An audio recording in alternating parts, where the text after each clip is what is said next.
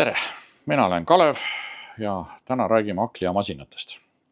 Hakklihamasina valimine on oluline otsus, kuna see määrab meie edasise kasutusmugavuse või siis ebamugavuse. Hakklihamasina puhul ei ole nii, et mida suurem, seda parem. See peab olema just paras. Sest suurem masin vajab rohkem ruumi hoidmisel ja teda on ka raskem tõsta. Et kui teete kord aastas kotletiliha ja teil on selleks kõige suurem masin, siis ei ole praktiline. Teistpidi, kui te olete jahimees või talumees ja on vaja läbi lasta suured loomakered, siis väikesest masinast ei ole lihtsalt abi. Hakklihamassinad jaotuvad suuruselt kaliibrite järgi.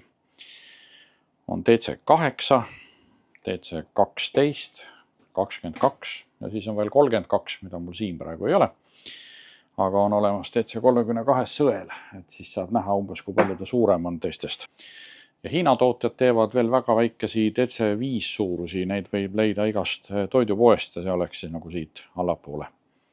Aga miks siis üldse osta omale korralik firmamasin, mitte toidupoemasin? Vahematerjalides, jõudluses ja vastupidavuses.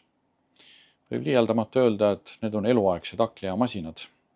Meie masinates ei ole alumiinumit või plastikut, mõlemad sellised materjalid, mida ei pea tingimata õõrutuna toidu sisse jõudma.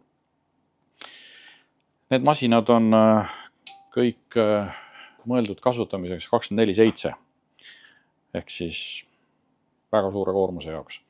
Täiesti hooldevabad, vaja lihtsalt peale igat kasutamist puhastada, nii nagu igat köögimasinat, et oleks hügieeniline. Need masinad on kõik kas valumetallist või roostevabast terasest. Liikuvad osad on karastatud teras, roostevaba teras.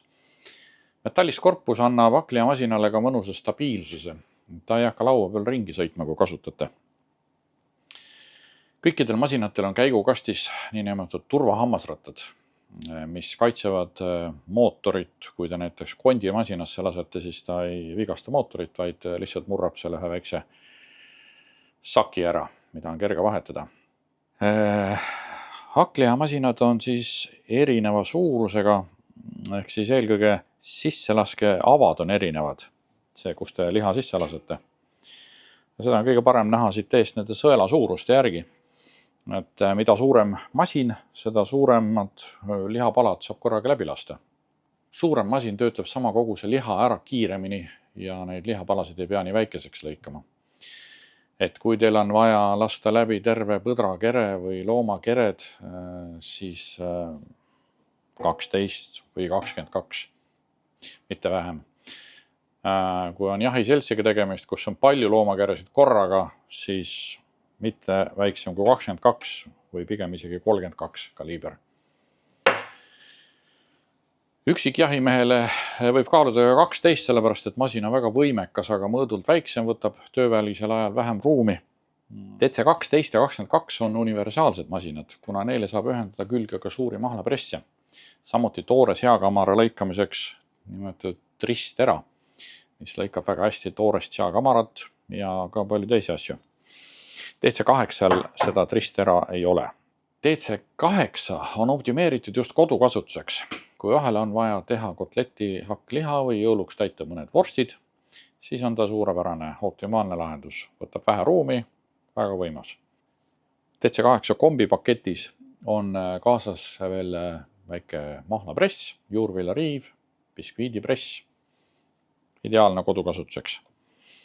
Restoranidele, koolisööklatele, kohvikutele soovitaks DC12.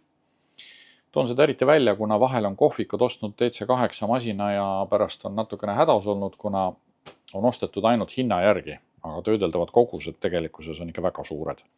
Kasutage kindlasti erineva suurusega sõelu. Teil on palju rohkem võimalusi.